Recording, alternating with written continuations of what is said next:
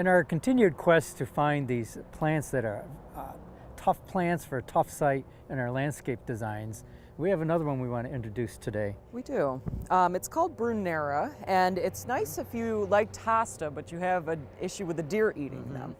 It's got attractive foliage that's kind of heart-shaped. It's got some silver to the leaves, but it's fuzzy, which makes it deer-resistant. Yeah, and it's got that really nice blue flower in the spring. It's kind of fleeting.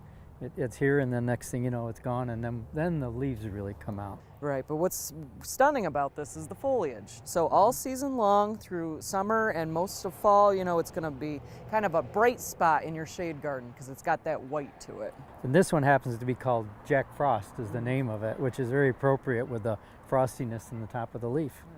And that beautiful leaf that's kind of a larger size can look really nice in comparison to a fern next to it, which also would grow in that same type of situation.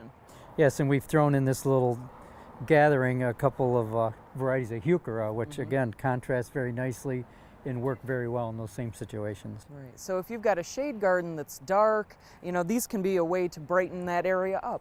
So thank you for joining us. I'm Liz Snyder. And I'm Jim Hotelling, the home gardeners from Hillside Garden Landscaping.